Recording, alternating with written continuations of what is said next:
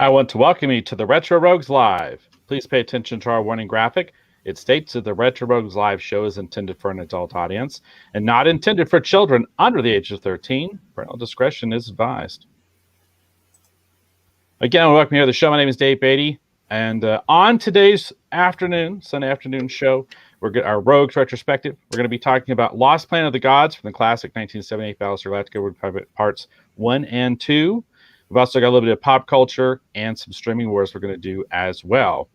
Again, just here real quickly, my name is Dave Beatty. I'm one of your hosts. For the last 30 years, I've been a professional illustrator and graphic designer. Worked on a lot of fun things that some people have heard of, such as Batman Incorporated, Justice League of America, and even Superboy and the Legion of Superheroes. But enough about that. I want to welcome back my co-host. This is Mr. Eric Alexander. Eric, please tell the folks, hope you're watching or listening at home, some of the fun things you have worked on as a creative professional.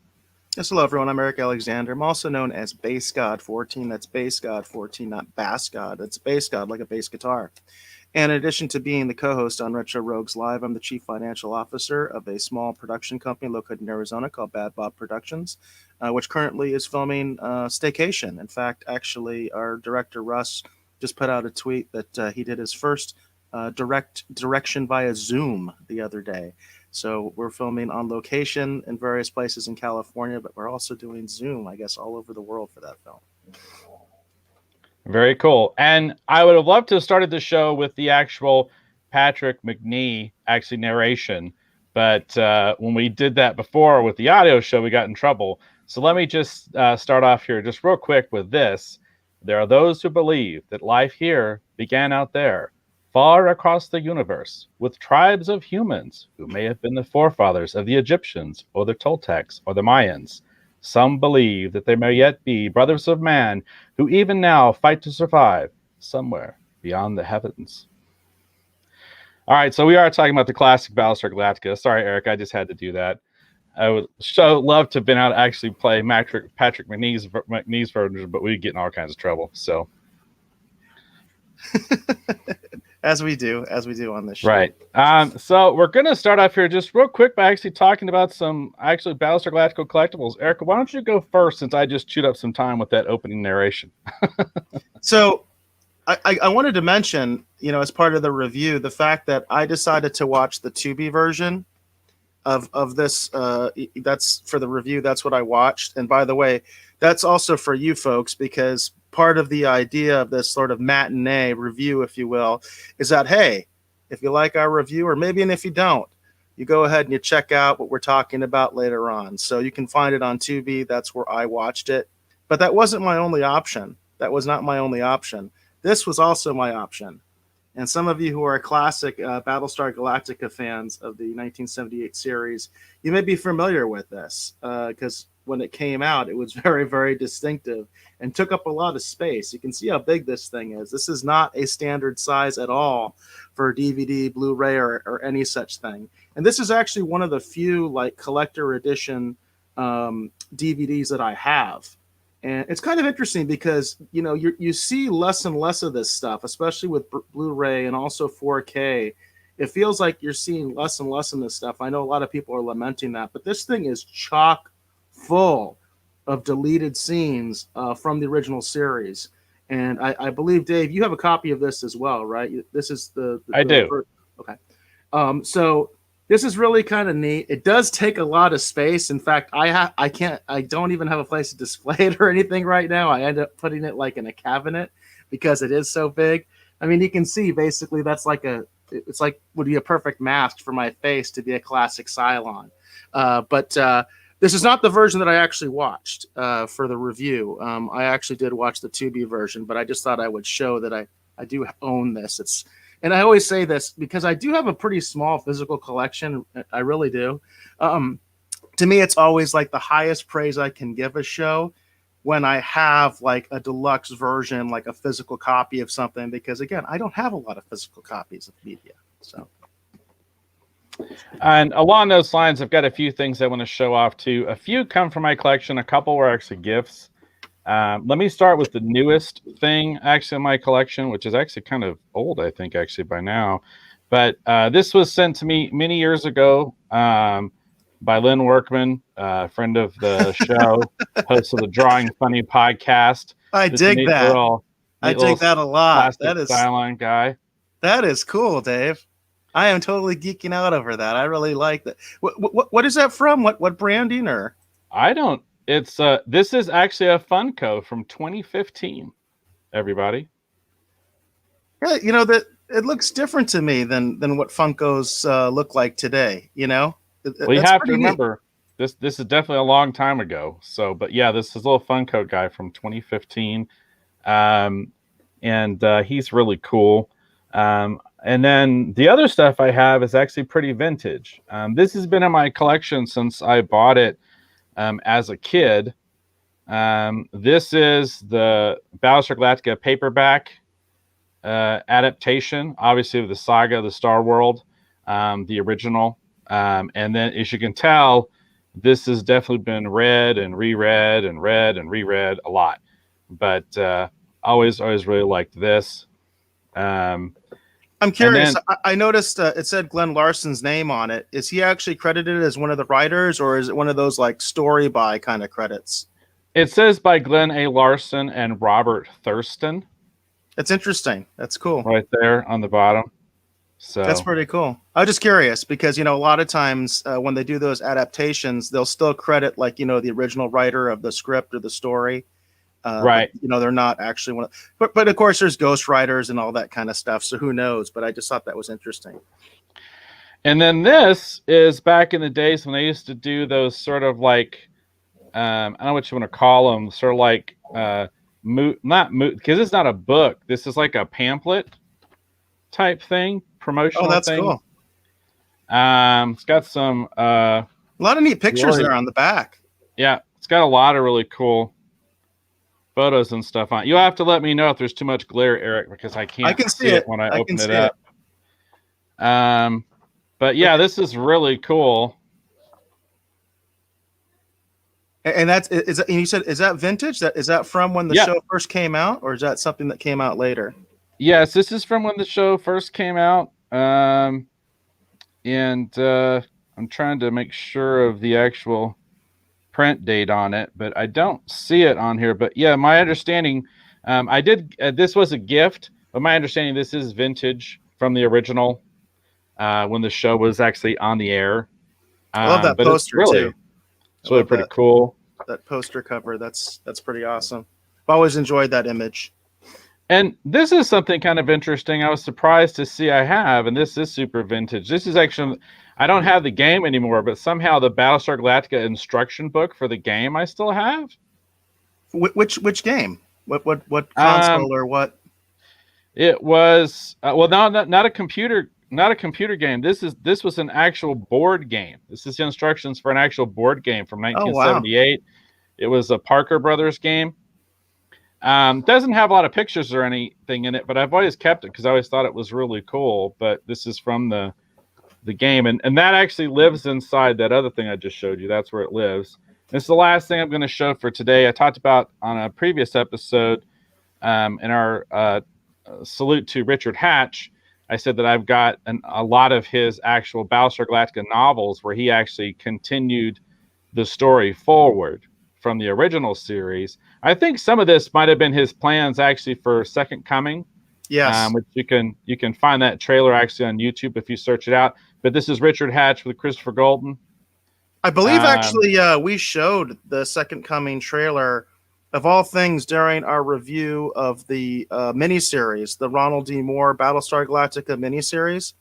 Right. I think we actually did show that because that was part of our lead up where we were talking about, how Ronald D. Moore's version of Battlestar Galactica came about and the rivalry between Richard Hatch and Moore, and Ronald Moore. Right. So, right. Yeah. So we did. So if you want to check that out, we did do a review of the Ronald D. Moore Battlestar Galactica miniseries. That's sort of also considered the pilot, but it is a miniseries. So we actually did do a review of that. But that's very cool. I mean, all the praise to the late great Richard Hatch. I know you. I think you met him a couple times, right, at San Diego Comic-Con. Yeah, I met him. He was I'm not going to say like a close friend or anything, but I did actually do a little bit of work actually on Second Coming and I don't think any of it was actually used in the Second Coming trailer. And then he did his Great War of Magellan, and then I actually did probably more work actually for Great War of Magellan. And I guess that trailer might still be on the internet. I'm not sure. And then I had hoped that I might be the one actually to work on his actual graphic novel adaptation of Great War of Magellan, but I don't think it ever actually really got off the ground. And by the time all that happened, I think I was under contract with DC, and so I don't know if it would have happened anyway, but it would have been a lot of fun. But yeah, I talked to Richard personally, like on the phone. I told that story before about how he called on the phone, and I was just like, what? I freaked out. But Richard was just super, super nice guy. He's really great with the fans, and just very generous of his time just in general. But just had a lot of passion for science fiction, loved science fiction, and just a really, really awesome guy. And it's a real shame that he's gone. Yeah, and as I was mentioning, I mean, it's kind of funny because he really was a rival of Richard, of Ronald D. Moore in terms of he had his own vision for Battlestar Galactica, but ultimately, because Richard Hatch was one of these rare actors that is an actual fan, right? He was an actual fan of sci-fi and a fan of his own work, a fan of Battlestar Galactica. He just had to be in the new show. I always think that's really interesting, is even though he was opposed to it and had his own way of doing it, at the end of the day, he was like, I've got to be part of this. And I always give a lot of credit for Richard Hatch for doing that, because at least that way, even if for fans that maybe never got into the classic series, hey, at least, Richard Hatch is in both of them. So true. And I have one last thing I want to share, and this will be it. This is totally brand new. I mentioned on our Clone Wars episode that I thought it would be interesting to see a Genndy Tartakovsky produced Battlestar Galactica animated series. And I talked about, I wonder what that would actually look like. So I threw this together while I was rewatching Last Planet of the Gods, trying to do that Genndy Tartakovsky kind of look, simplifying the details down for animation, but still trying to capture like that, that sort of swashbuckling swagger that Richard Hatch had. So this is supposed to be Apollo. I didn't get a chance to color it because I ran out of time. But anyhow, there you go. There's my initial imagining of maybe what a Battlestar Galactica animated series might look like in my mind. I really like that. I really like that. Yeah, and it does fit in well with, as Dave mentioned, we did do a review of the 2D Clone Wars, sometimes called the Clone Wars Micro Series. We did do a review of that recently, and Dave was mentioning that it made him think of what would a Battlestar Galactica animated series be like. So that's very cool that you actually did the art for that. That's awesome. Oh. Well, thanks. I just thought it'd be fun to show off. I thought it'd be kind of cool. I was really curious what it would look like, and that's my best guess. So there you go, everybody. I dig it.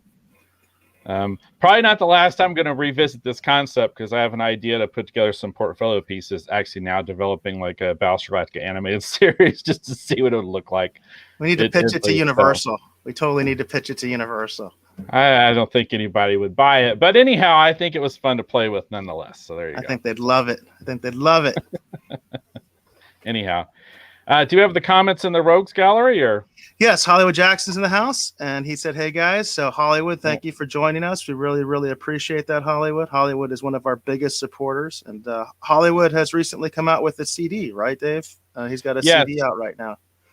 Sinister Grin is the name of his band, and the name of the album is actually Refill. What I would recommend is search Hollywood Jackson actually on Facebook. Give that page a like while you're there, and check out the new album. Or Hollywood, if you got a link. And we will share it. Yeah. We will share it across platforms, because I know you're on Facebook right now. But feel free to give a shout. Send us a link, and I will share it out on all of our platforms. And then Len is also in the house, and he mentions that the Cylon you were putting up, that's a Funko Mystery Mini. So I had never heard of that line before, but that's interesting. So that's a Funko Mystery Mini, according to Len. By your command. All right, there you go. Thank you, Len. So. Oh, and cool. Lynn also mentioned he would love to see your animated Cylons and Daggett. Lynn, you're going to have to wait till we formalize this pitch for Universal. Then you can see all that stuff. And I was thinking about it, and I would actually like to tweak the Vipers actually for an animated approach, because I like how in Rebels they had things more in line with Ralph McQuarrie's original concept art. And Ralph McQuarrie did actually do a lot of early concept art for Battlestar, and it is at times a little bit more geometric than the stuff that we actually got in the show. And I think it'd be neat, like if the Vipers and the Galactica had a more hard-edged geometric look, kind of more in line with Ralph McQuarrie's original concept art. And this is a concept I really want to play with, so you probably will see it eventually, Lynn. I doubt this will be the last time we talk about Battlestar Galactica here on our show. Eric and I are both huge fans. We're going to talk more about Battlestar Galactica for sure. Probably both shows, honestly, as time goes on, because we have no intention of going anywhere, and we need to fill up some content. So there's the link, by the way, from Hollywood.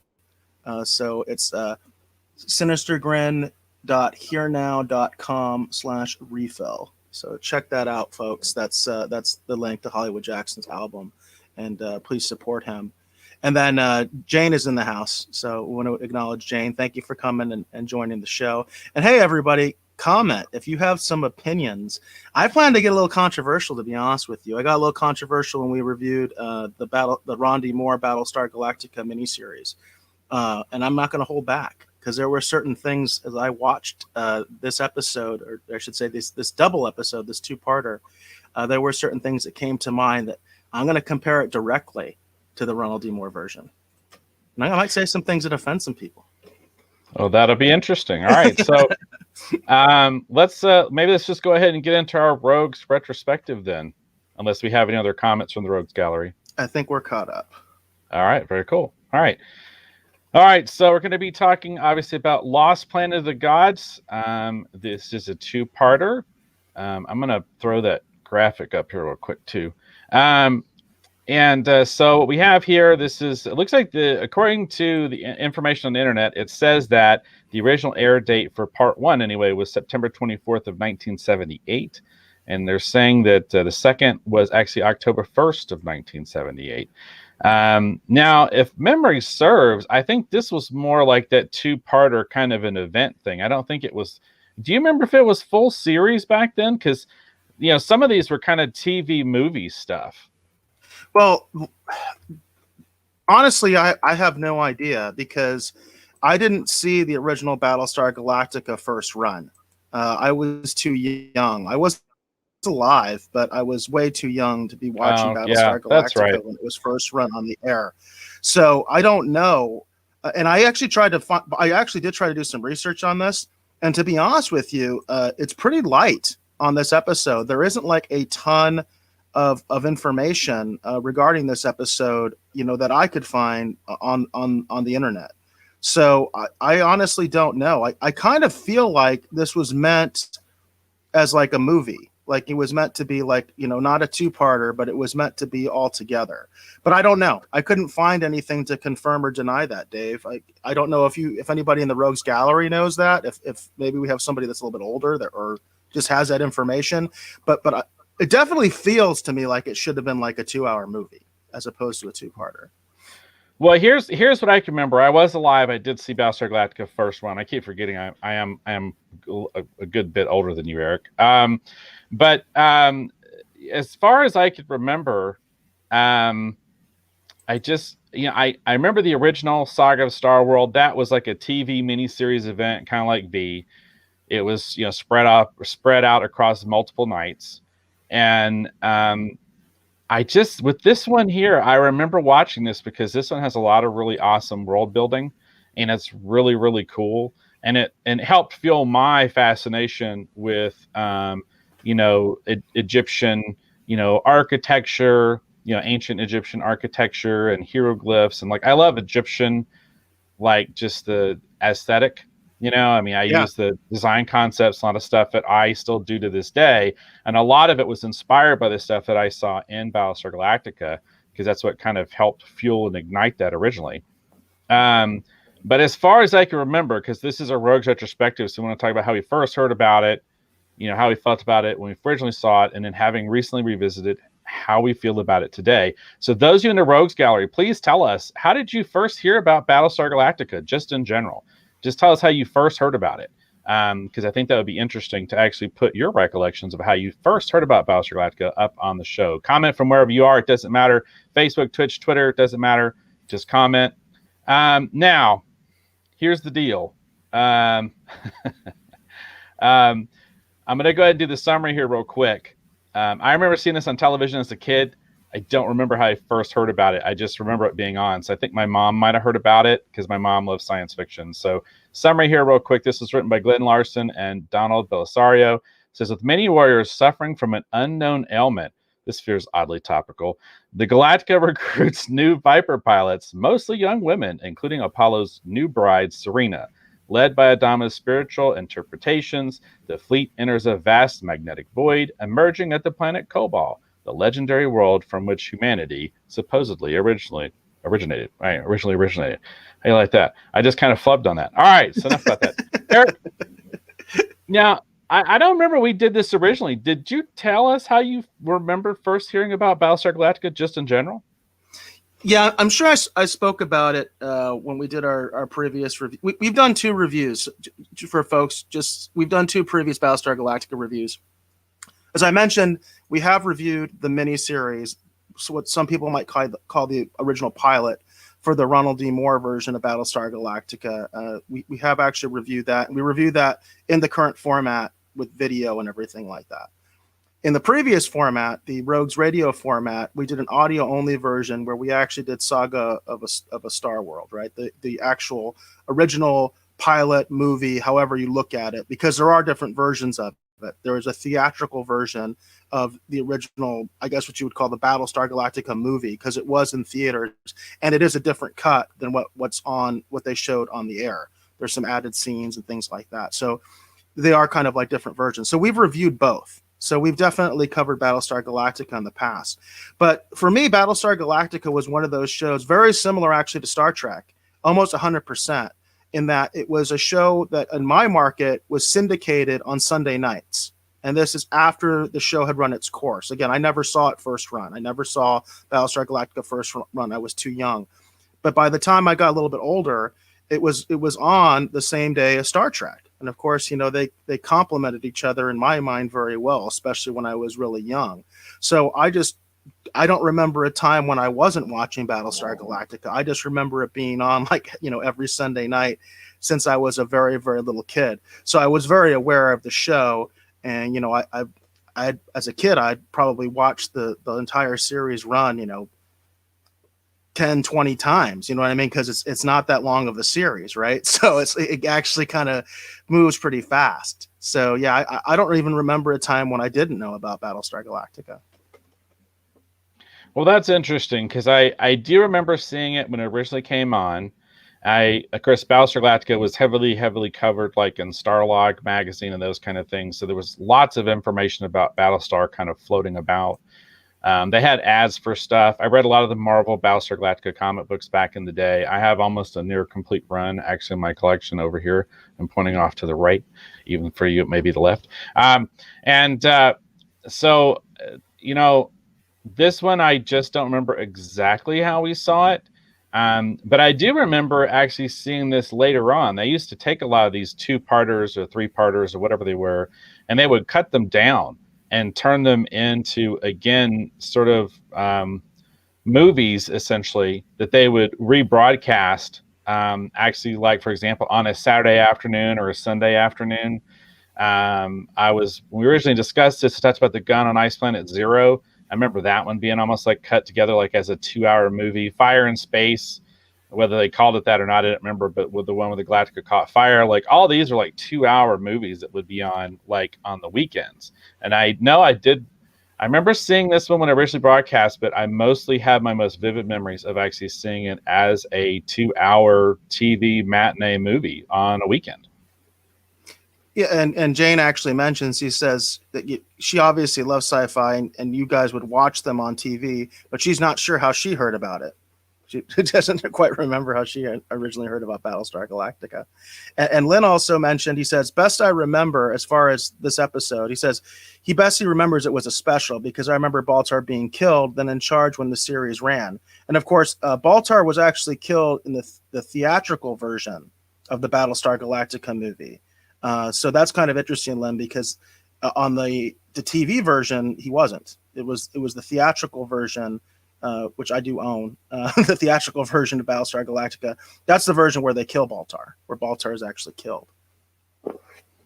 And I talked about before this amazing sci-fi movie marathon that was at one of the theaters in the Memphis, Tennessee area that my mom took me to. And they had all these sci-fi things. It was like an all-day deal. I didn't remember exactly that much about it. Maybe my mom might remember, but I remembered that they showed us Star Crash, which I still love to this day. It's an Italian Star Wars ripoff movie, but I still love Star Crash. We watched, they had the 2-hour, the TV, not the TV, but the movie pilot version of Buck Rogers in 25th Century. They had the Battlestar Galactica, again, movie release version and then they also had Flash Gordon, the Sam Jones Flash Gordon, the classic one. And then the big new release that was kind of the headliner of that marathon was actually Battle Beyond the Stars. Oh, okay. There you go. So yeah, that's another movie I think in the future we might review on this show. Just to do it. I quite love it. I don't know how you feel about it, but I've always loved Battle Beyond the Stars. They all these movies have their idiosyncratic things kind of here and there, but I still love them to this day. And it's fair to mention that there are a lot of people that felt that Battlestar Galactica was a Star Wars ripoff. There is that argument. My dad used to talk about it all the time. So it's there, whether you believe it or not. I personally don't. I can see some of the reasons why people would say that. I think Starbuck is the one that stands out the most, because Starbuck is very much a Han Solo type. And I think that's actually where it gets that rap from. That, and also the fact that, the effects, and also there was a lawsuit at one point where Lucas did actually try to sue Universal. And of course, I think Universal came back with, well, you ripped off our cereals. You ever heard that story? I think I talked about it. No, it's true. It's like, well, you ripped off our cereals, so you really want to go there? All right. Wow. They had that big long category, that big long, Universal did used to make cereals. I think they made the Flash Gordon ones. I think that's the ones that they made. Now here's something interesting, Battlestar Galactica related, and I didn't even know that this existed, and I found out about it later. There is a scene in Beverly Hills Cop 3 where Axel Foley is being pursued by these guys, and they're inside like an amusement park type thing. And at one point he's evading them, and there's these weird robots that look almost kind of like Cylons, and it's animatronic. And I remember thinking like, that's weird. That really reminds me of Battlestar Galactica a lot. I went out and did some research. This is back to me when the internet was still kind of new. And so I went on the internet and started researching it, and I found out that was actually part of a Battlestar Galactica attraction that used to exist at Universal as a part of their tour or whatever. And so you would drive I'm very familiar by. with it. I'm very familiar. I'd never heard or seen any of that until I looked into it on the internet. The tram tour at the.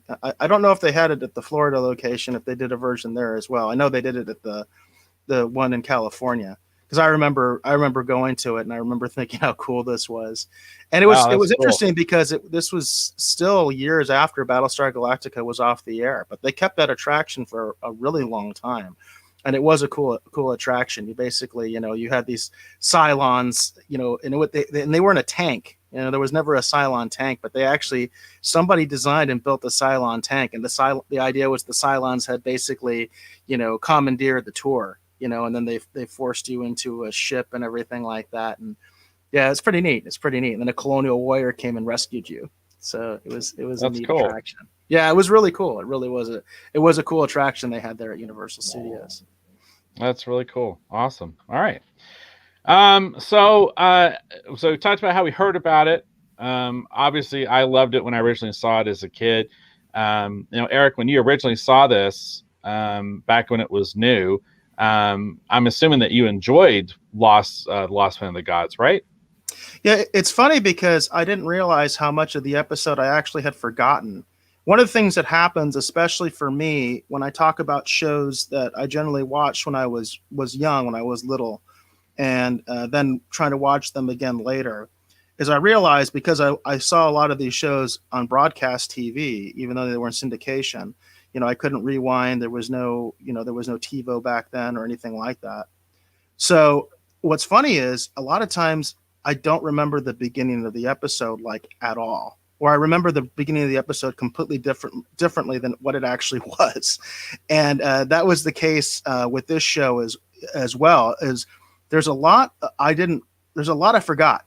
There's a lot I forgot about this episode, but I do remember enjoying it quite a bit as a kid. And in particular, the Egyptian stuff. I remember that really standing out to me because I think as a kid, I was really fascinated by anything that was like Egyptian, that art style, everything.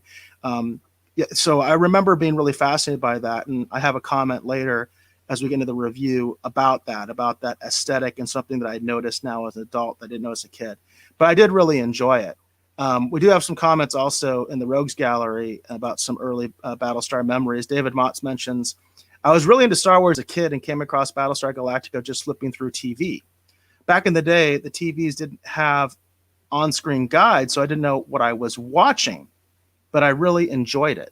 That's an interesting experience, David, and it's interesting to note, that sort of era, when you now, yeah, right, you can just put on the description. You just press a button on your remote, and even if you didn't initially know what you're watching, you'll know very quickly, in a second. But that's pretty neat. So you're like watching this show, have no idea what it is. I'd be curious what your impressions were. I'd be curious, David, if you had seen Star Wars at that time, and if you made that comparison of Star Wars. And then go ahead. Sorry. And then Len mentioned, he said, we were talking about like that attraction, and we were talking about that that scene from Beverly Hills Cop. Lynn had mentioned, I remember the opening of the A-Team and the Cylons walking by face / Dirk Benedict. I always loved that scene. I always thought that was so cool because, of course, the expression that Dirk Benedict has, his face, is basically like, hey, don't I know you? That kind of a thing as the Cylon is walking by. I always thought that was such a cool nod. And, of course, they could do that because it was Universal, right? It was NBC. So they right. owned the rights to both shows. So they could do a fun little scene like that. I always really liked that. And I was a big A-Team fan growing up as well. And we're caught up there with the all right. Story. Very cool. All right. So again, in order to be a retrospective, we want to talk about how we first heard about it, how we felt about it back in the day when we originally saw these two particular episodes.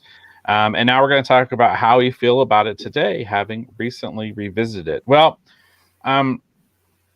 I'm going to chime in with you said, Eric, because my memory of the show, and it's been a little while since I've watched these particular two episodes, I had kind of forgotten some things.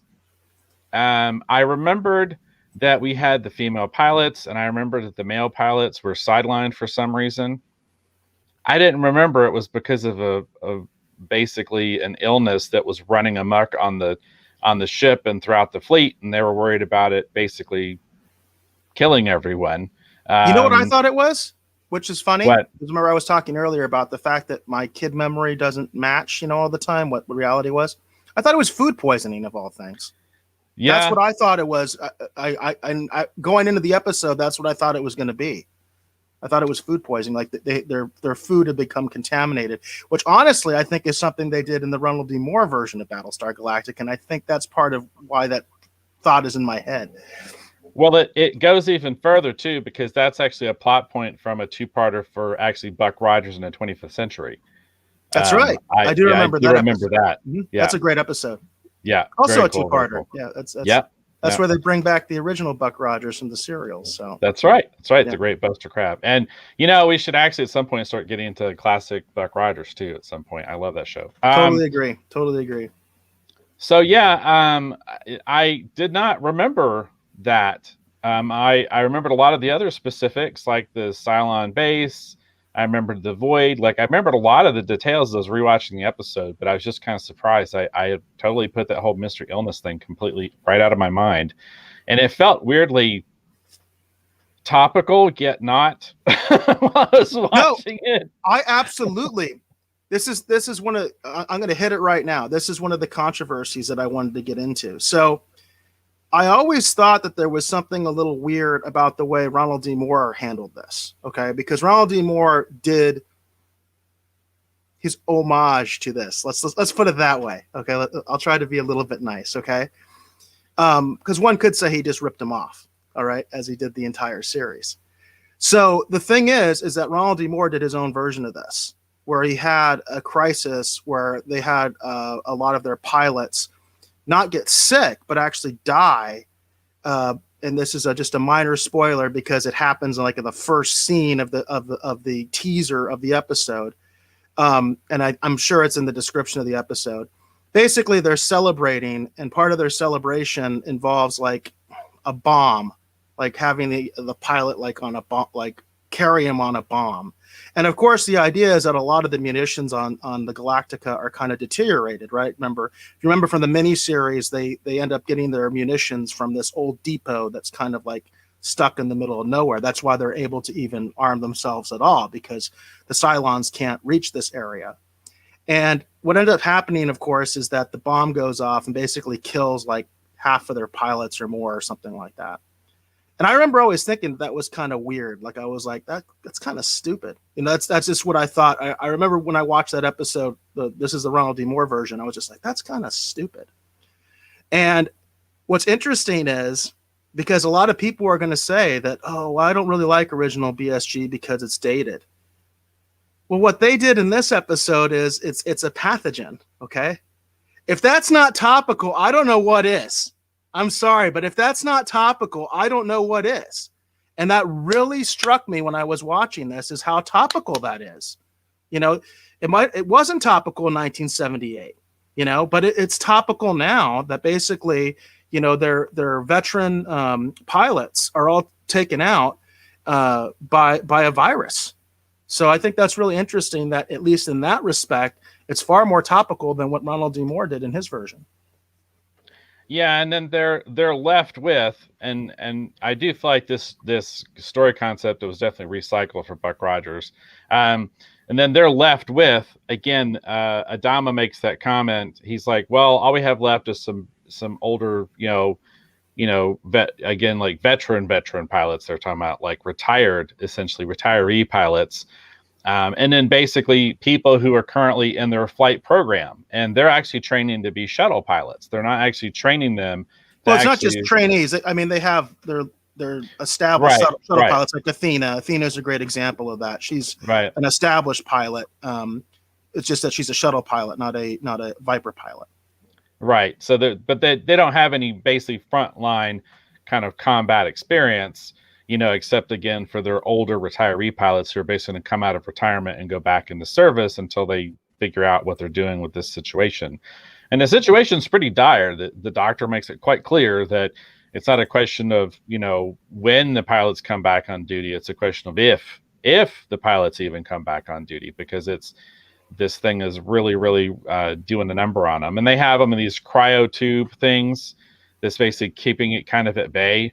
It was just really weird watching this episode and the current climate of what's going on. Because of how I want to mention that there's a little bit of attention to detail that I enjoyed as a sci-fi fan that I thought was interesting, because they explored this in Enterprise, but you know, in the regular Star Trek shows, they kind of basically say the transporters do this, and that's why they don't really need to do it. But like in Enterprise, they had the concept of decon. They had a decon chamber, right?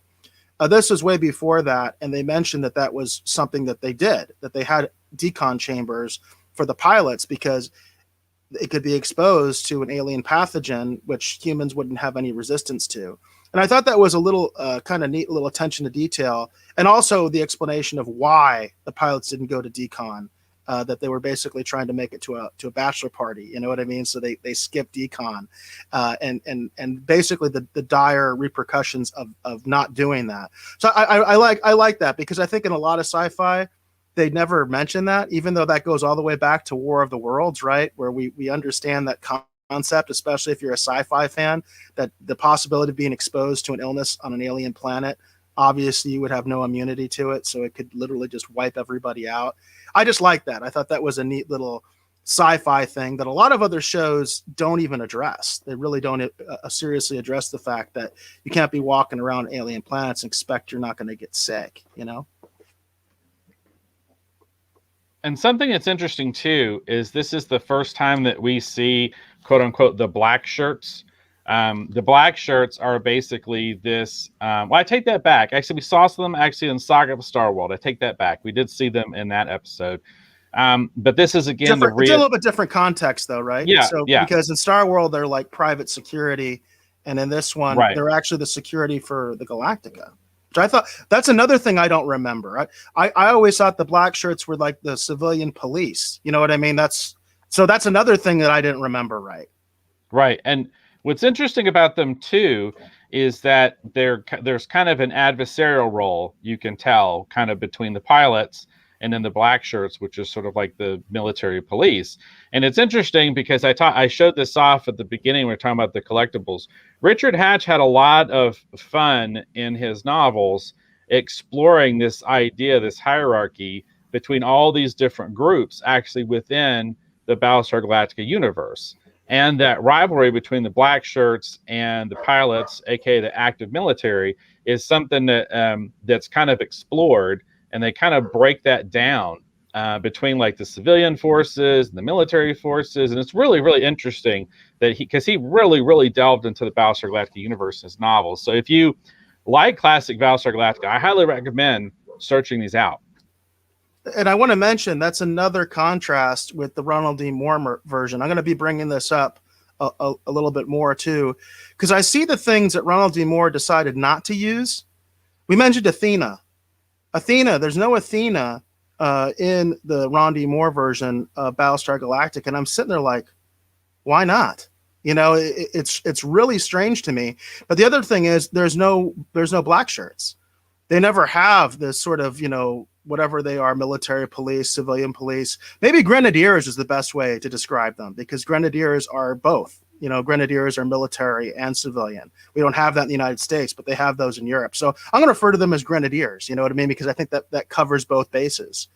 And you never had that equivalent in the Ronald D. Moore version, which to me would have made a lot of sense, because they emphasized the tension between the civilian government, you know, and Adama a lot more in the Ronald D. Moore version, although it's quite explicit in the original version as well, that there is tension between the Council of the 12 and Adama, because they do have differing ideas, you know, between the civilians and basically the military.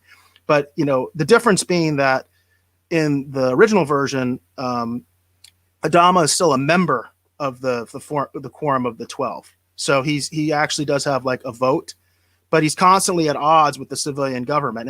And that becomes bigger with the black shirts, because they do have their own armed force that they basically control. And there is a rivalry between the black shirts, again, I'll call them the grenadiers, and the colonial warriors. So it was there, you know what I mean? It's just that Ronald D. Moore does it in a different way.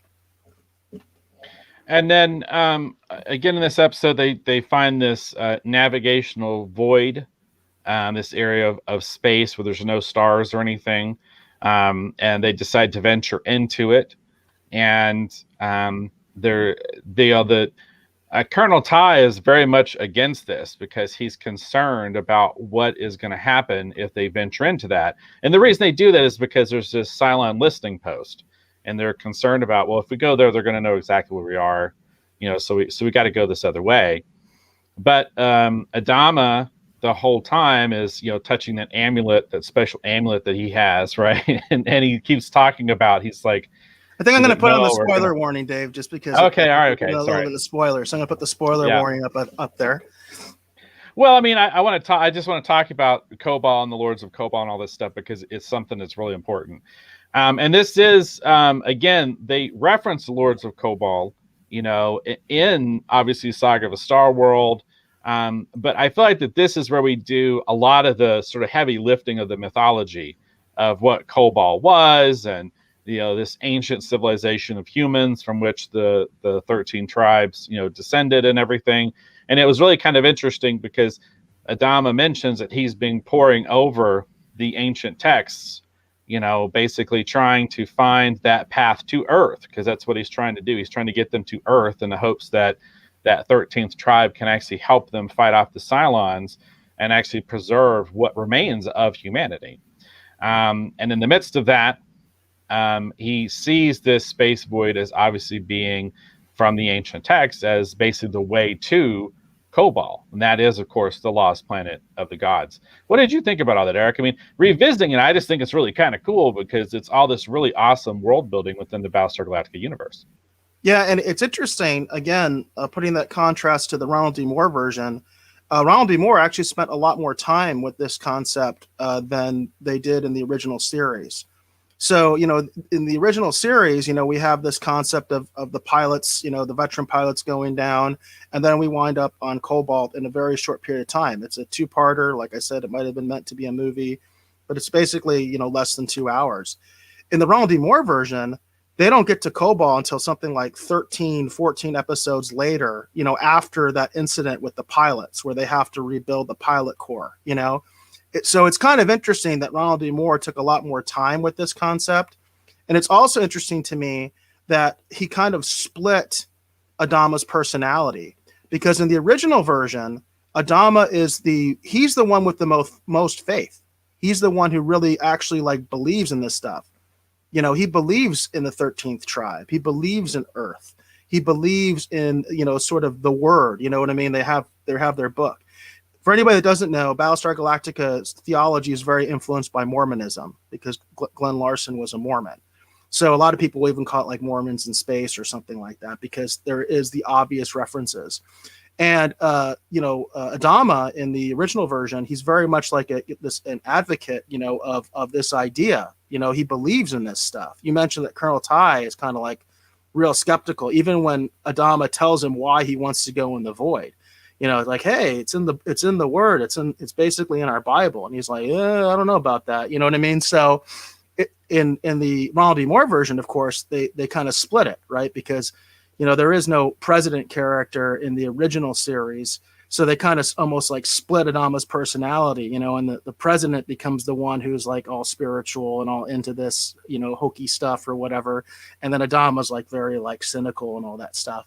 So it's interesting the different approaches that the two different versions of Battlestar Galactica had to this, because, I'll give this to Ronald D. Moore, is that he did take a lot more time with this concept than Glenn Larson did. And of course, Glenn Larson was the guy who was, basically kind of putting little tidbits of his religion in the show, but only just kind of skimmed on it. You know what I mean? He just kind of skimmed over it and then he kind of moved on, Yeah, I just thought it was really kind of cool and interesting, all this stuff that they kind of, Lynn Workman says, Utah represent. Oh, there you go. There you go. I thought all this stuff was really kind of cool. They actually did some location shooting, which is kind of cool, because in the opening monologue, which is the reason I wanted to read it, is because they talk about, sort of the ancient humans, right, who may have helped set up all these different civilizations. And they talk about may have been the, original civilizations that, might have been the Toltecs or the Mayans or whatever. And so on Kobol, they actually find these pyramids, and they actually did some actual shooting actually in Egypt for that, which was really kind of neat. Some of those establishing. I wanted to ask you that if you knew that or not, because that's the way I had remembered it as a kid. And then I watched it and I was all like, dude, that looks like they're shooting on location. But what's also interesting is I didn't notice as a kid, but it looks like they're shooting on location with doubles. They didn't actually fly the principal cast, out to Egypt. It's very clear with, Adama, with Lauren Green's double, that it's not him, because he has this crazy wig on. You can kind of tell it's kind of weird and everything like that. But I was wondering about that, because I couldn't confirm that whether they had actually shot in location in Egypt or not. Yeah, they did. And actually the double for Serena is actually a young boy, because they wouldn't let a woman, when they got there, they would not let a woman dress in what they considered man's clothes. So that's actually a boy doubling as Serena with a wig on too. Oh, wow. That's really interesting. I was really Yeah. wondering about that scene because I remember it standing out to me a lot as a kid. That scene stood out to me very much as a kid. And I was all like, that looks like they're really in Egypt, you know? But you know, it is interesting that they use doubles. I guess they weren't willing to send Lauren Green and Richard Hatch out to Egypt to do the filming for that. And so I loved all that stuff. I thought that stuff was really great. It's got a lot of really great performances, and I want to go ahead and just hit this point just kind of right on the nose. There's a lot of talk sometimes amongst different groups about how older science fiction shows and different things, that they're not diverse, that they don't represent different groups very well, all this other stuff. I hear it all the time anymore, that only today are we, making real progress. Now, while there is progress being made, and I'm not going to denigrate that at all, because, there is progress in different forms being made. That's true. I grew up watching this as a kid. Okay, again, 1978. Okay, when it was first on television, and I just want to say, got an awful lot of representation in this show back when supposedly representation in these shows never happened. So that's the controversy. You set me up really well, Dave, because I'm going to take it a step further. There is a controversy, a very large controversy with the Ronald D. Moore version about the gender swapping of Starbuck. Okay, Dirk Benedict was not happy about this. All right, he was not happy about this, and he kind of warned us, in my opinion, that hey, Hollywood is starting to basically, demasculate, media and stuff like that. They couldn't have this cigar smoking, womanizing, fun guy anymore on television, and this was a long time ago. Even the Ronald D. Moore Battlestar Galactica is somewhat dated at this point. But I made this argument when we were talking about the miniseries. In a lot of ways, a lot of this stuff where we talk about gender swapping, we talk about race swapping and all that kind of stuff, Ronald D. Moore's version of Battlestar really started a lot of this. It really did. And what I find so amazing, and this episode really drives it home, is I ask myself why, okay? Because I mentioned Athena. They don't have Athena in the Ronald D. Moore version. And Athena is an important character. This is Apollo's sister. This is Adama's daughter. You know what I mean? She's also a love interest of Starbuck, completely excised from the Ronald D. Moore version. And this was a strong female character, okay? We talk about diversity, with the race swapping. Colonel Ty is supposed to be black, right? but in the Ronald D. Moore version, he isn't. And by the way, I actually like the Colonel Ty and the Ronald D. Moore version a lot, because there's a lot with that, right? Obviously, that Ty is very straight-laced and very reliable in the original Battlestar Galactica. Less so in the Ronald D. Moore version. You know what I mean? He's got a lot of problems. So it was interesting what they did with the character, but I do think it's also interesting that they actually race swapped from a black man to a white man, which is really crazy when you think about it. So, and then of course, Boomer was a black man that they made into an Asian woman. You know what I mean? And then again, with these characters that they completely excised from the Ronald D. Moore version, I talked about Athena. There is, of course, Jane Seymour's character, Serena. We got no version of her in the Ronald D. Moore version. This is another strong female character.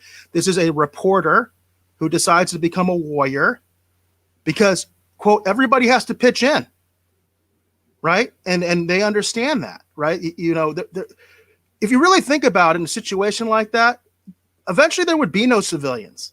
Everybody's going to have to pitch in. Everybody's going to fight. She even talks about the fact that everybody has to be cross-trained. And they actually don't do that in the Ronald D. Moore version. In fact, that causes problems later in the Ronald D. Moore version. Minor spoiler, but I won't go any further to it. But that causes a problem because they don't cross-train. But she mentions we need to cross-train because that's the only way we're going to survive. We're going to have to take more than one role. We can't just assume our old roles anymore. Everybody's going to have to pitch in. And then also a character that I almost completely forgot about is Lieutenant Dietra, okay? Lieutenant Dietra is a strong black female character completely excised from the Ronald D. Moore version, okay? She ends up basically taking over as sort of like, she basically is like the new squadron commander. You know what I mean? She's the one who basically is sort of like, helping Starbuck and Apollo. She's basically the best pilot of this new crop of shuttle pilots that they're using. She's the best. She shows leadership, immediately. She actually saves Apollo. She actually, countermands his orders and goes and helps him to destroy a Cylon outpost on her first mission. Completely excised from the Ronald D. Moore version. So, I asked you, and I said I was going to be controversial, and I even asked you, Dave, I asked the Rogues Gallery, does this make any sense? Why did we have to have all this race swapping when we had these established characters that we could have done some great things with and built upon, but they don't even exist in the Ronald D. Moore version? Well, and it's interesting, too, because I feel like we also... Cassiopeia, for example. Now, understand the Ronald D. Moore version did reuse a lot of these call signs, because I think they do reuse the call sign for Athena, but it's not the Athena from the original Battlestar Galactica at all. It's not Athena. Right. And then Cassiopeia, which is really interesting, she's essentially like a hooker, basically a space hooker, and she actually becomes basically a frontline combat medic. Right. And she's not in the Ronald D. Moore version either. Totally missing. And that's a huge transformation from her character. The way that she goes from being this demure, almost kind of, afraid, just survivor, right? And then she comes out the other side and she's basically a combat medic. Like she actually sees action in some of the later episodes where she's in basically a combat medic role. And it's just really interesting. And also, what is that? What is that? That is character progression. That's right. Also what that is. Look at both of those characters, right? Cassiopeia and also Serena. I kind of messed up her name. Jane Seymour's character, right? Yeah, Serena. Serena. They both start in one place and end up someplace else because the situation has changed. They can't just continue being who they were and contribute. Okay. We don't need a lot of reporters. It's kind of funny to me in the Ronald D. Moore version, there'll be these scenes. Literally, there's like 50,000 humans. Okay. This is less than like the population of Yuma, Arizona. And I like to compare it to Yuma, Arizona, because Yuma, Arizona has a large Marine Corps base, in Yuma. And I think it's like 100,000 people. Okay. But I think it's a good comparison. So we're basically talking like about Yuma, Arizona in terms of our population, okay?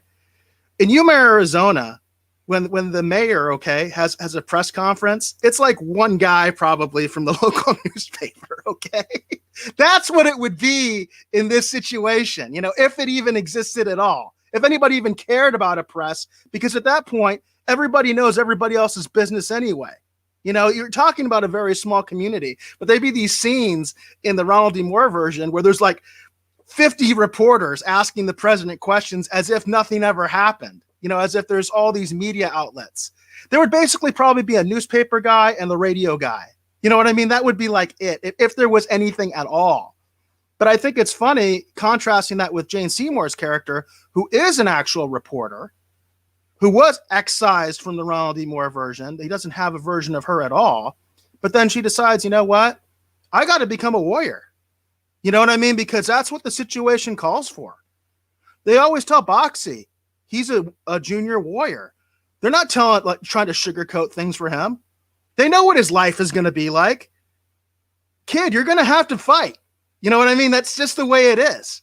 So I just find so many interesting contrasts between the Ronald D. Moore version and the classic original version. And boy, if you are a fan of the Ronald D. Moore version and you think Ronald D. Moore did all these brilliant things, I'm not saying he didn't. He did do some brilliant things. You got to check out the original version and the source material because there's some good stuff in here. There really is. And you can see where Ronald D. Moore got some of his best ideas was straight from the original series. Yeah, and I'll just throw it out there. I do like the Ronald D. Moore Battlestar Galactica series as well. I prefer the classic series. It's what I grew up with. And I feel like there's a lot of neat ideas that were basically left on the cutting room floor that could have actually been reinterpreted and actually built upon in the Ronald D. Moore series, like what Eric is saying. But it's very interesting to me revisiting this because I remembered the female pilots, but I didn't remember, I think, as much about them as I think. It's weird because you have this kind of, because I do occasionally rewatch Battlestar Galactica. I often don't watch it in order, and I do kind of watch different kind of episodes kind of here and there. And so Lost Planet of the Gods is one I do revisit, but it's not one that I'm like sitting in front of like I was, today, watching it with, really trying to focus on it, kind of making mental notes and actually making actual physical notes, to actually bring up and discuss for the show. Because normally it's on in the background when I'm in the studio. So it's on. So I listen to it more like a radio play than necessarily watch it normally in the studio. But I just found it really interesting how, it just not only like weirdly topical it was at times, and then secondly, how, because again, as a kid, when I watched and grew up watching, science fiction, I just don't remember it being as, kind of one note as sometimes people talk about it being. And I feel like this episode is kind of a good example, because we have so many different people, representing, lots of different groups, actually in the show, in different positions of leadership, in a lead role, and making real important contributions actually to the main storyline. So I just was kind of surprised at that because, again, you hear how like, oh, well, all that stuff is whatever. And the newer stuff is, it's grayer. A lie. It's a big fat lie. That's the bottom line. It's a big fat lie. And Battlestar Galactica is a really good example of that. When you go back as an adult and you watch this stuff, you see what a big lie it is. And how unnecessary a lot of the changes were in terms of race swapping and gender swapping. It wasn't necessary. There were plenty of other characters you could have dealt with, or delved into, or you could have receded one character and put another character, more at the forefront. There were other choices that could have been made. And hey, Lynn Workman says, I do love me some Katie Sackhoff. And I understand that, Lynn. I think a lot of people do. And I think that she did a lot of really cool stuff in the Ronald D. Moore version. But I'm going to make the argument, and I said it'd be controversial. I'm going to make the argument it was unnecessary to gender swap her. I really don't. They could have made her be one of the other characters. You know what I mean? They could have made her a version of They could have made her a version of Serena. They could have made her a version of Athena. You know what I mean? They could have even decided to race swap and made her a version of Lieutenant Dietra. You know what I mean? So, but that's not what they did. And I think that it put us down a path of where we're at now. And if you like where we're at now, hey, more power to you. I don't. That's why I'm a retro rogue. So and I'll say too, I mean, I really liked Katie Sackhoff, as the new Starbuck. Like, I like her as an actress. I enjoyed her in The Mandalorian. So Katie Sackhoff is a great actress, and I do enjoy her in the Ronald D. Moore version. So I'm going to kind of as often sometimes happens, I'm kind of on a different, side of this kind of from Eric. Like, I feel like that Katie Sackhoff as Starbuck gave us some interesting things, but also too, you have to remember, I grew up with the Dirk Benedict version of Starbuck, and he was like one of my heroes as a kid growing up. I had a Starbuck poster up in my room as a kid growing up. So I have a great fondness for the original Starbuck as well. Well, AJ says she was a great actress, but casting her as Starbuck is still my biggest beef. And earlier she also mentioned this will always be my favorite regarding the classic version. Richer writing, campy visuals, and that's worth mentioning. I will mention that there are some questionable visuals when you watch the original Battlestar Galactica. Again, I watched it on Tubi.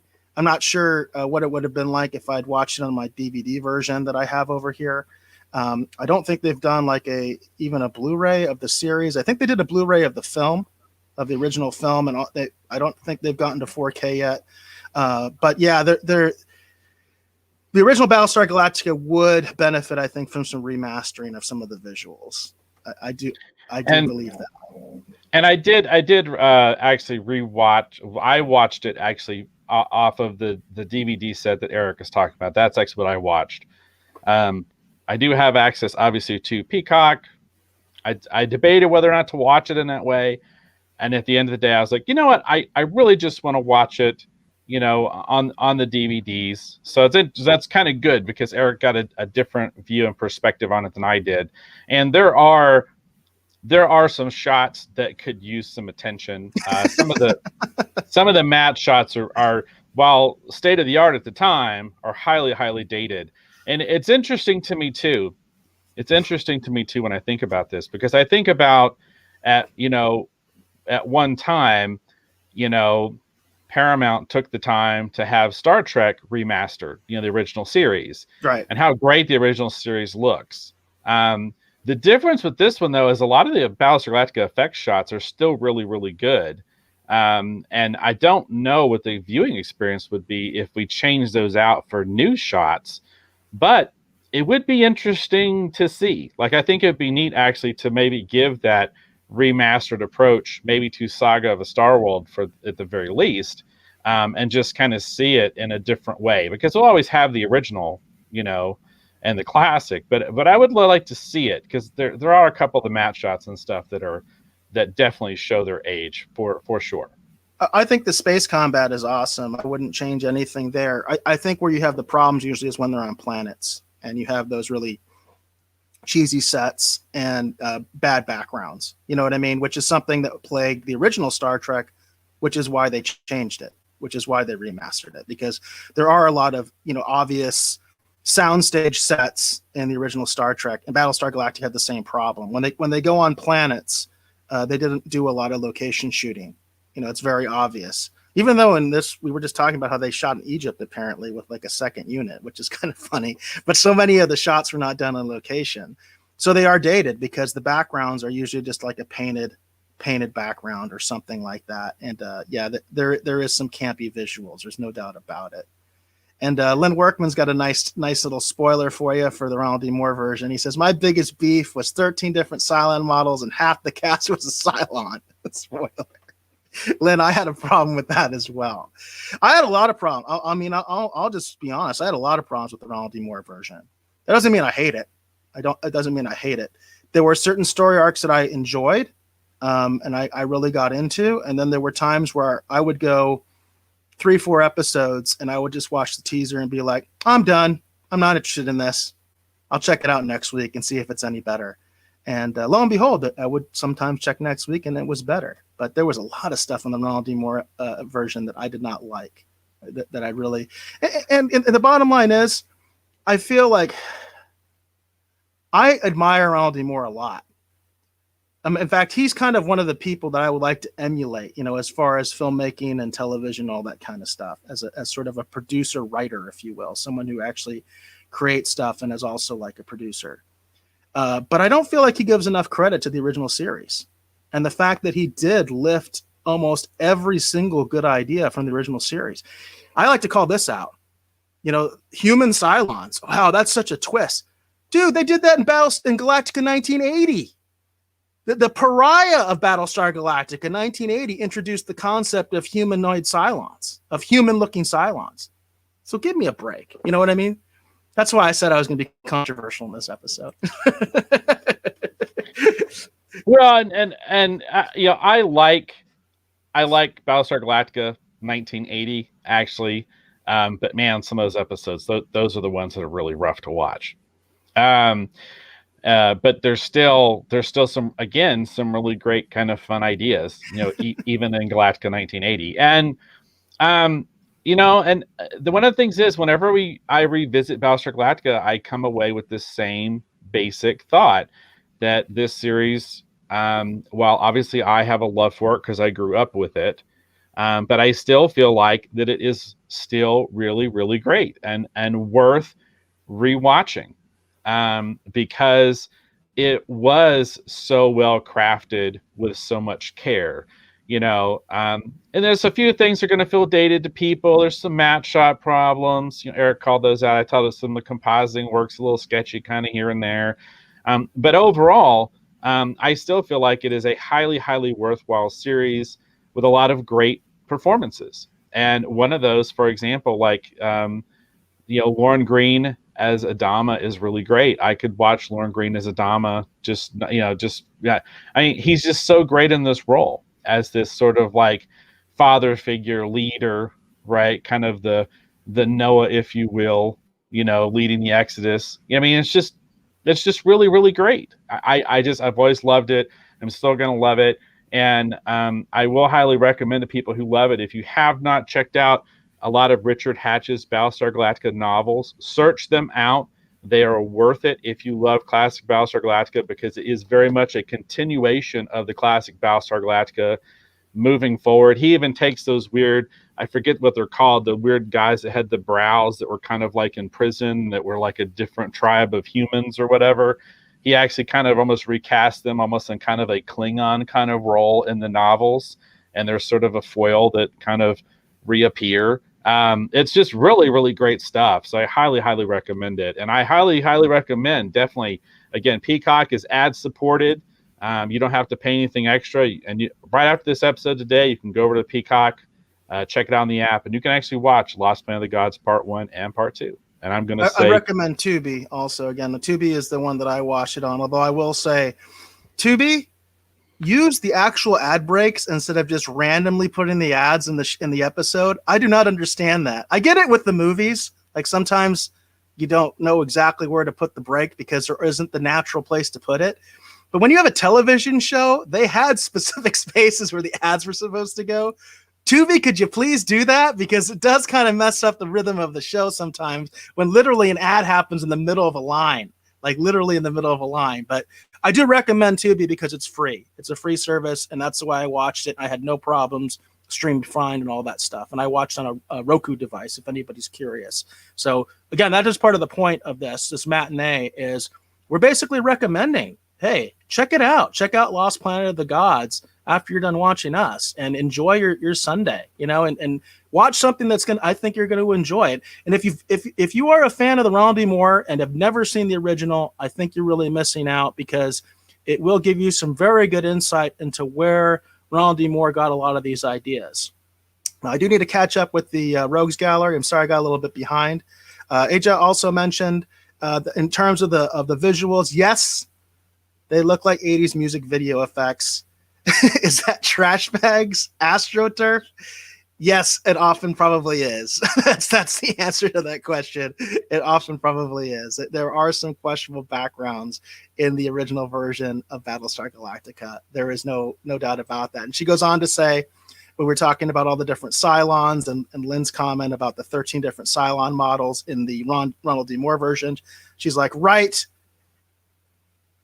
blank. I am the 5th Cylon. My wig is. So yes, there's a lot of truth to that. There are a lot of Cylons, in the a lot of humanoid Cylons in the Ronald D. Moore version. That's not a big spoiler. They say that there's 12 different models or 13 different models right in the teaser. So that's not a huge spoiler there. We got some love from the Perma Hub over there on Twitch. Just some hearts there. We appreciate that. We don't get a lot of comments from Twitch. AJ goes on to talk about Kit. Kit from Knight Rider is based on Cylons, and I still love that. I am also still loving the costumes. Yeah, I always like that nod. I mean, obviously, it's a Glenn Larson show, Kit. So I always did like the nod that Kit is a Cylon. I've actually heard that sort of fan fiction out there that Kit is a Cylon. So I think that's kind of fun. And yeah, I do really enjoy the costumes in the original Battlestar Galactica. I'm sure you do too, David. I like the helmets. Yeah. I think the helmets were a cool nod with the whole Egyptian style and everything like that. That's something also missing from the Ronald D. Moore version. I'm going to just come right out and just say I love all the design work in Battlestar Galactica. All the design work in Battlestar Galactica is great. It is absolutely just fantastic. Whether you're talking about the costume designs, or you're talking about the Cylon. I mean, the Viper is such a classic ship. Well, look at the Viper's another good one. That's another one I got to call out because, the Ronald D. Moore, they tried to redesign the Viper, and I don't think anybody thinks the redesigned Viper is superb to the original. In fact, that's why they use the original so much, because they knew that design was better than what they came up with. And in the Ronald D. Moore version, they used the original design like crazy. You know what I mean? Because it's obviously superior. I mean, it just visually looks better than what they came up with. And the Ronald D. Moore version, the updated Viper, the Viper 2, if you will, or whatever they call it, it looks so derivative also. It looks derivative without, being as cool as the original. Yeah, and those helmets. I mean, just all the just incredible design work all over the original Battlestar Galactica. It to me is still great. It's still classic. I still pull inspiration from it, from things that I work on. Actually, the next volume of Red Skirts, which I know everyone's been waiting on now, it feels like for 10 years. Apologies. The next version of Red Skirts is a love letter to classic Battlestar Galactica. And when I designed the GGC Audacity, the main ship from Red Skirts, one of the things I was thinking of is classic Battlestar Galactica and actually mixing that with Star Trek. So just great design work all over the place. I mean, it's just absolutely, still to this day, everything in Galactica just looks absolutely fantastic. And then there's some really interesting things that people don't call out. We talk about some of the alien designs, even in Saga of the Star World, like those singers with all those eyes and mouths and everything. It's a really interesting, inventive, the Obions, the insect. Well, that's another thing. There are no aliens in the Ronald D. Moore version. Right. That's another issue. So I got a lot of issues sometimes. And again, I do not hate the Ronald D. Moore version. I'm just calling it the way I see it. You know what I mean? I have issues with it. So. All right. Well, there you go. Sounds like two basically big recommendations actually to go check out Battlestar Galactica. I did actually go on Peacock because I thought you could still watch it on Peacock, and it looks like classic Battlestar Galactica is not on Peacock anymore. So definitely go check it out on Tubi, as Eric said. That's going to be where you want to check it out. It's also used to be on the NBC app, which is not on the NBC app anymore either. So that I thought that was a little weird, because that's originally where I went to go see it, and it's no longer there. If you thought it was there, it's gone. Buck Rogers is still there, though, which is interesting. And I don't think Buck Rogers has gravitated to Peacock yet. I haven't confirmed that, but maybe we'll talk about that on a future episode, get into a little bit of Buck Rogers. Lynn Workman mentioned that Doctor Who has weird commercial breaks. So do a few podcasts. I'm not sure if you're referring specifically to Tubi, or if you're referring to just like Doctor Who has some weird edits. Doctor Who, of course, was not originally meant to have commercials, right? I watched it on PBS, which of course, was considered, a kinship with BBC. I'm sure that's why PBS has so many BBC shows, right? So I don't think Doctor Who was ever meant to have commercials, right? So that's an example where I'm like, I don't know if they can really do much about that. But they can on Battlestar Galactica because there were clear spots where they were meant to have commercials. It was meant for broadcast. Whereas I don't think Doctor Who was meant to have commercials. I don't think BBC had commercials when the original Doctor Who stuff came out. And they do have a classic Doctor Who channel on Pluto. And I haven't had a chance to check it out on Pluto, but I imagine if you're watching on Pluto, because Pluto does the same thing. It just seems like it just drops the ads in after a certain time marker, but it doesn't take into account where the best place to actually put the advertisement might be. Yeah, totally. Jane mentions that she has a Cylon on her computer desk, which that's very, very cool. I'd be curious what version of the Cylon you have, or what kind of style of the Cylon that you have. And then Lynn has a story here where he says he ran into artist Kelly, and can you help me with the name, Dave? Kelly Freeze at Mid-South Con years ago, and he was wearing one of the brown original Battlestar Galactica colonial jackets. That's very, very cool. I would love to have one of those things. I remember going back to Richard Moore's Second Coming, he had a lot of the cast for the trailer when he originally showed it, and they were in uniform. And I thought that was really, really cool. And they had, I think they had changed the jacket, right? Didn't they change the jacket to red or something like that for the Second Coming? Well, if you go back and you actually read again Richard Hatch's actual novels for Battlestar Galactica, they get all into that because basically there is a different colored colonial jacket, and it's actually for a different fighter squadron. They have different modified versions of the Vipers, and they have different squadrons, and So it's all part of a kind of a newer hierarchy. In the novels, something happens, and there's been a shift in command and direction, and there's just kind of, I don't know. You just gotta check them out. I'm just gonna say, if you love classic Battlestar Galactica, go search out the Richard Hatch Battlestar Galactica novels. You'll love them because they're great. If you love classic Battlestar, Richard Hatch loved this stuff, and it's just awesome. So and just check out that trailer. Check out that second. Second coming trailer. That's awesome. Jane clarifies that she's talking about the original Cylon. Very, very cool. That's always my preference. I do prefer the original Cylon over the new CGI version, I guess, is the best way to put it. I do like the Centurions. I think they're really, really cool. And then Len just gave a clarification that he was talking about the BBC America broadcast of Doctor Who. Just weird where they do the spots and the cuts. And again, I think that's because BBC doesn't do that. That's just that would be my guess, that they don't. It's not meant to have commercials, so that's why it's weird there. All right, very cool. Do we have any other further comments about Battlestar Galactica and the Rogues Gallery? Sorry, I had a little hiccup in the stream there. That's why you might have seen the thing flashing and all that kind of stuff. It just kind of died on me for a second. But Dave, do you have anything else to say about Lost Planet of the Gods? No, other than sounds like it's a big recommendation from both of us. And again, Tubi is probably going to be the best place to see it, unless you can actually track down some of the DVDs. So there you go. All right. Well, let's go ahead and get into pop culture. I had one more thing to say, which is okay. Go ahead. Sorry. I did not remember how devious Baltar actually is, and I won't spoil that. I will not spoil that because I didn't remember that as a kid. How duplicitous Baltar actually is. Really interesting. And played by the great John Colicos, everybody. Such a tremendous actor, just a great character actor who played a really, really great villain. Obviously, one of the original Klingons, too, from the original series, too. And I think he actually did some of his best work on Deep Space Nine. I really do. I think he was great. The stuff he did on Deep Space Nine was absolutely amazing. Absolutely amazing. Great way that character went out on a great note. So yes, totally agree. All right, well there you go. All right, so let's go ahead and segue over to pop culture, if that sounds good, Eric. Yeah, we're running a little bit long, but I appreciate all the comments, and we appreciate comments, especially when they're relevant. We really appreciate it. So I do appreciate all the comments that we've been getting today, because we've gotten some good comments. All right, so I don't have any pop culture news stories for this week. Primarily, I wanted to show off some collectibles and talk about those. So I'm not going to have a pop culture or a streaming wars, but I know that you have a pop culture, Eric. What is it? Yeah, so I'm going to go real quick because we are kind of getting a little bit longer than we like to go.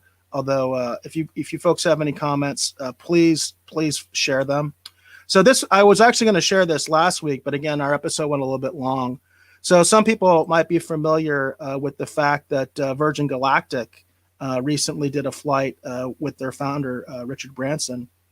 And if you're into science fiction, it's kind of neat to see science fiction become science fact, and seeing all these different companies now basically starting commercial space flight, which is a really interesting thing.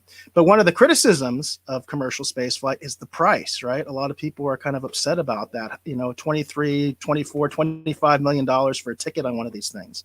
Well, Virgin Galactic has an answer for you. So this is from omaze.com. For those that are not familiar, Omaze basically does fundraisers for charity. I've actually seen numerous celebrities use Omaze. And they will do things like they will offer a prop from a show. They'll offer like a set visit from a show, something like that. And then you have to enter to win this contest. So this says, win 2 seats on one of the first Virgin Galactic flights to space. It says you and a friend will make history as you both live out your astronaut dreams on one of the first Virgin Galactic commercial space flights. You will experience weightlessness and awe-inspiring views of Earth from space, and you will join Sir Richard Branson for a personal VIP tour of Spaceport America. and you will be flown to the home of Spaceport America, which is in New Mexico. Hotel is included. This contest closes on August 13th, 2021. The winner will be announced around September 29th, 2021, and there is a link here for you to enter. So I'm going to go ahead and copy this. This is not spam, folks, just so you're aware. If you are interested in this, if you are interested in going into space with Virgin Galactic and you know you can't afford it, like me, well, here's an option for you that maybe you could actually go via this contest. Really kind of a cool thing.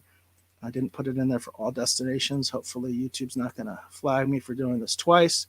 But anyway, check it out if you're interested in actually becoming an astronaut and go to space, as Sir Richard Branson says in this little graphic here.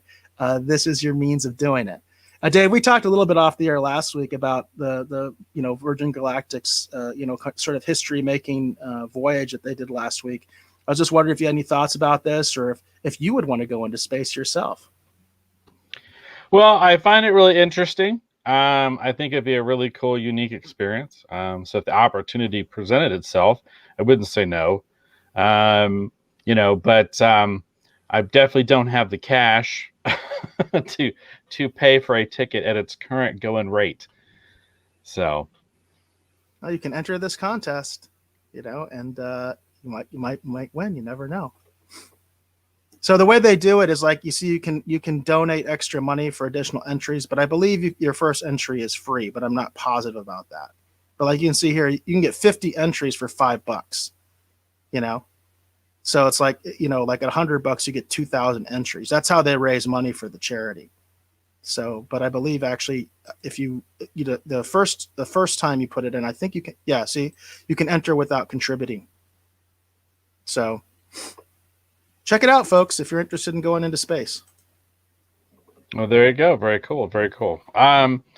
Do you have? Oh, we do have some comments actually. Hollywood says, "Can I move there?" And it's funny you say that, Hollywood, because I was telling Dave, I'm all on board with Starship, with Elon Musk's project with Starship, as long as it's one way. As long as it's one way and we know it's one way, I'm down for it. I'm down for the Mars mission. As long as I know what I'm getting into and it's advertised that way. One way, I understand it. And then Jane mentions we have a family friend that wanted to be an astronaut. She became a captain in the Navy. There's a lot of actually Navy personnel that became astronauts. A lot of Navy personnel are some of our greatest astronauts. So that's really, really cool. It's totally good. He just says she would cosplay Robotech if she won that contest. That would be so cool. I love Robotech. That's one thing we've never talked about on this show. Maybe one of these days we should talk about Robotech. We should. We should totally talk about Robotech. I actually have a vintage Robotech art book that actually came out when this series was new, when it was Macross. That I think people would really get a kick out of seeing. It's got a lot of reproductions actually of watercolor paintings and marker studies in it. It's pretty amazing. And Lynn, to answer your question, have Elon been able to stick the landing yet? Yes, they have done it once without exploding. They did it once with exploding, and they just crashed once. But yeah, they have done it. They have done it with the Starship prototype. They have actually been able to make it land without blowing up, which is a huge thing, actually, really huge thing. And just to go back to Robotech, just for another quick point too, Robotech, huge point of inspiration actually for Red Skirts, everybody.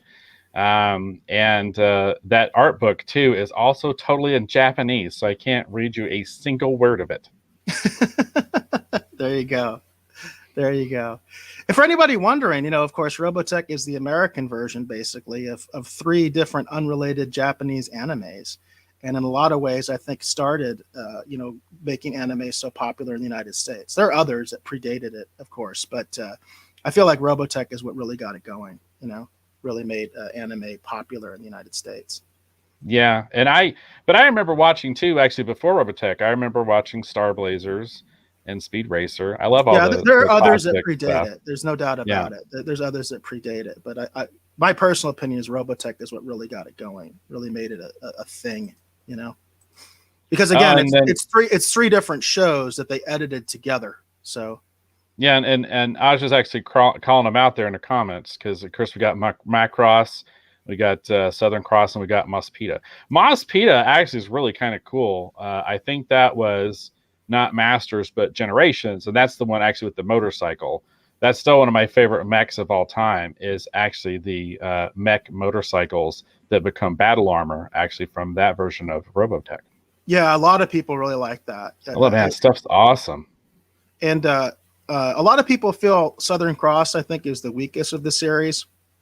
But I felt the Robotech story for Southern Cross was actually really good.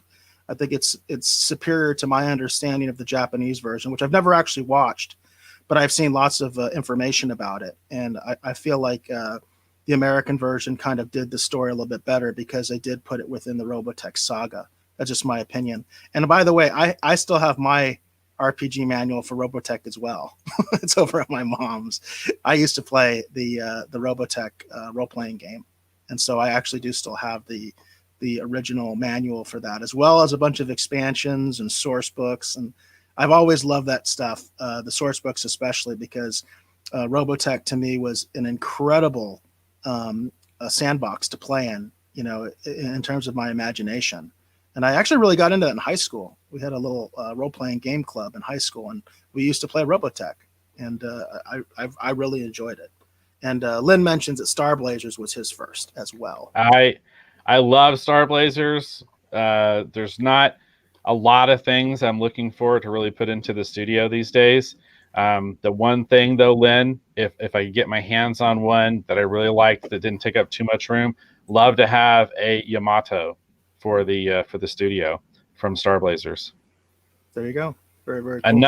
Another animated series, just like Robotech, which is incredible design sensibilities. Actually, our versions of the Viper craft that's actually going to be in Red Skirts takes a lot of inspiration actually from the fighter craft from Star Blazers. Very, very cool. Now, you said you didn't have anything for pop culture, right, Dave? No, I wanted to talk about the collectibles, so I chose just to focus on the collectibles. And then I don't have anything actually for Streaming Wars either, but I think you might have something. One more comment from Aja. She says, I was a Protoculture Addict member moons ago. I know exactly what that is. I remember that, the Protoculture Addicts. And I remember actually wanting to send in a membership for that. And I never got around to it, but I know exactly what that is. So yeah, I definitely need to talk about Robotech sometime on this show. That'd be a lot of fun. So we are getting a little bit long. So you know what? I think maybe what we'll do, because we haven't done Streaming Wars in a while, and I want to give it at least a little bit of attention. I did tease it, but I was going to talk about the Loki ratings, but I would like to do it for next week, for Thursday's show. So I don't want to cut too long, but I'll leave that as a teaser for you for Thursday. Thursday is our Collector's Corner episode. So we usually focus on things like trading cards, comic books, action figures. We might start getting into video gaming a little bit as far as, collectability. But we also do pop culture and Streaming Wars. And we haven't done a Streaming Wars segment in a while. That's one of the reasons that I wanted to talk about the ratings for Loki. But I'm going to go ahead and leave that for Thursday since we're already at the 90-minute mark. We're over an hour and a half. And so I'm going to tease it. I mentioned it in my Twitter, in my tweet. So if you're looking forward to that, or you came here for that, I apologize for not getting in depth on it. But tune in next week, you know what I mean? And we'll talk about it in depth, because I know Dave actually watched the show as well. So I kind of wanted to get some of his insight about that, since I boycotted it. I just straight up boycotted it. I haven't watched it, but I did want to talk about the ratings, and then we could get into it a little bit next week about maybe some of Dave's impressions about the show. Yeah, for sure. I did watch all of Loki, and I enjoyed it. Actually. I'll be happy to talk about it actually for next week. And I think we should do Robotech actually, Eric, for next Sunday's episode. A lot of love for Robotech and the Rogues Gallery. I would love to talk about it. Huge point of inspiration for me. I think you would enjoy to talk about it. I was actually involved with a failed Robotech reboot. And so is Lynn. There's a lot. Unfortunately, there were a lot of failed Robotech reboots. We're talking about the comic book side. But it might be kind of fun to revisit here for half a second. And then Len does have a comment actually here. He says, "Would love to hear your comments on some of the recent creator credit news or no credits." Okay, so I think what Len's talking about, Len, I'm assuming you're talking about the recent news where a lot of the comic professionals have been calling out the fact that they would like to get credits and maybe a little bit better residuals actually for their creator, the characters they created for the various companies. I'm assuming that's what you mean. If I'm off topic on that, just say in the comment in the Rogues Gallery, and I'll clarify if I'm off point on that. Let me just say this. A lot of that's been going on, in all honesty, directly relates mostly to Marvel-based characters. And for the longest time, if you work at Marvel and you create new characters for Marvel, they do not have really a participation program where they really do anything, I think, actually for the people who actually have created those characters, beyond if they get a cameo role or something, they might see some money from that, but they don't really, I think, actually benefit financially from it. Lynn says, yeah, that and another creator had tried to take total credit for a co-created character. Okay, we are talking about the same thing. Okay, so let me speak from my personal experience. Okay. Scott Clark and I worked on a couple different things where we didn't originate the characters, but we did bring kind of interesting concepts and new styles and different things to them. And then those were the versions of the characters that kind of are popularized. I think a good best example of that would be Ray Palmer, the Atom, actually from the Arrowverse. Ray Palmer, the Atom, in the original comic books, he didn't have a mechanized Iron Man suit that he ran around in. That was actually something that Scott and I ended up giving him with writer Jeff Johns. Jeff was the one who came up with that idea, and we were the ones who put him in an early version. I think maybe one of the first, the mechanized Iron Man suit that he actually wears in Brightest Day eventually was popularized, and now that's kind of what the Atom typically wears. And Scott and I were the ones who actually did the design work actually for that, and then of course obviously drew it into the book. I think it's kind of neat that it's on TV. I don't feel slighted that I don't get anything from that. I think it would have been interesting, and I'd been kind of hoping they'd keep more concepts actually from Flashpoint in the hopes that maybe I might get a little bit of a credit thing, you know, on the Flashpoint movie they're coming out with. But they've changed so much of it. I don't think Scott and I would get a mention in the credits. Now, beyond that, as far as the creators feeling like we should see some money for our creations, I agree with them. I think that they should. These are veteran creators. Again, this particularly on the Marvel side. Len Wein was famous actually for actually saying, the great Len Wein, great writer, great editor. I was a huge fan of, huge point of inspiration for me, his work. Len Wein had said that he actually sees more money actually for his creation of Lucius Fox than actually for Wolverine.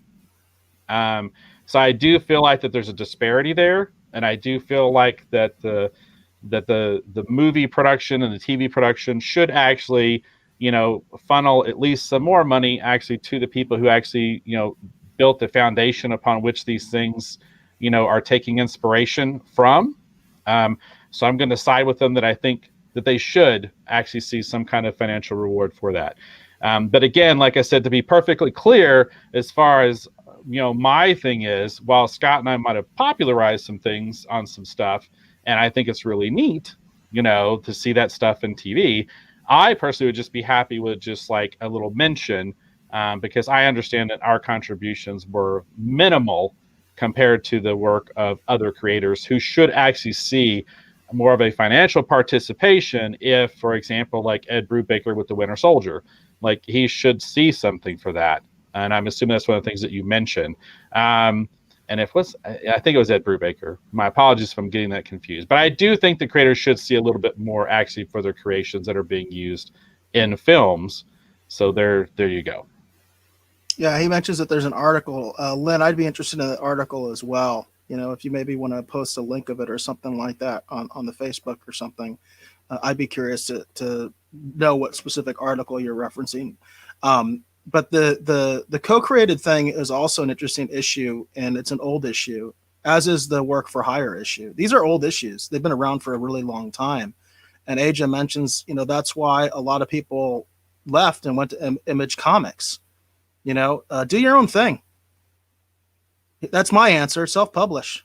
You know what I mean? If you don't want to be a work for hire, don't be a work for hire. So it's interesting also when you look at the Superman lawsuit. I got into that quite a bit because that was the talk of San Diego Comic-Con for several years. And what was interesting about the Superman situation was that was not a work for hire, and they proved that was a concept that they had come up with independently, and then they sold it. They sold it to, what was it, National Periodicals at the time, the precursor of DC. So that's another thing to consider, is pitching an idea as opposed to, working directly for the company. I think you have to take certain allowances when depending on the situation that you're in. I would say that, because if you're going to be working for a company, then you're going to wind up dealing with a lot of that work for hire. If you pitch a concept, and you make a specific deal, with the studio that I am the creator of this thing, I want to produce it, or I want to be involved with it, I want to be the editor, or whatever it is, you can negotiate that, in your contract, so there are different ways to look at this, when it comes to the creation of a property. But that co-creator thing is also an interesting thing, because that happens a lot. Obviously you can go all the way back to Bob Kane, and he's taken a lot of heat because he never contradicted anybody about the fact that he created Batman by himself. So there's a lot of aspects to that, I think. And I want to, and let me just say again, in case my point I was making earlier wasn't 100% clear, I do want to say there is a big difference between working for Marvel and how Marvel handles this stuff, and working for DC and how DC Comics handles this stuff. Now, things might change because of the new ownership structure, but all I'm going to say, just to make this point perfectly clear, okay, I still see royalties for stuff that I did at DC Comics, and I haven't touched a DC Comics book in over a decade. And DC is still sending me something for the work that I've done when they reprint it or they make it available in a different format. DC just handles things on the creator side completely differently than Marvel. The work I did for Marvel, I don't see nothing for that, everybody. But DC is still sending me a little something whenever they do something new with it. There's a big difference between that. Again, like I said, Lane Wayne said he sees more for his creation of Lucius Fox than Wolverine. So just keep that in mind, that there's a big disparity between how some of these companies handle it, even from a work from hire standpoint. I'm curious, is that part of the reason Jack Kirby went to DC? Yeah, Jack did get a much better deal over at DC, but I don't think Jack even benefited from the stuff that I'm seeing today. I really benefited from all of the hard work that a lot of the creators who came before me did. Some of the earliest changes actually happened with the Siegel and Schuster lawsuit before the Chris Reeve movie came out. And Neil Adams was at the front of that, leading that fight. And I benefited from that. So, and then I benefited from things that happened later on with the changes that happened when the Image creators left.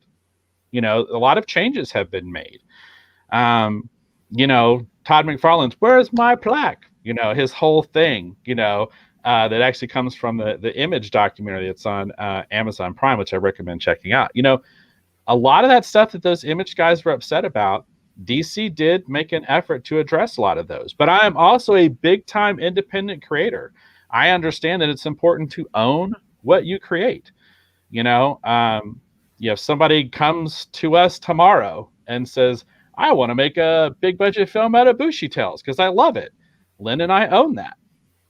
So we'll be able to negotiate in good faith and make a deal, and maybe it'll come back in some form. So Red Skirts, Al and I own Red Skirts. When someone comes to us and says, hey, we want to do this, we can negotiate in good faith because we own Red Skirts.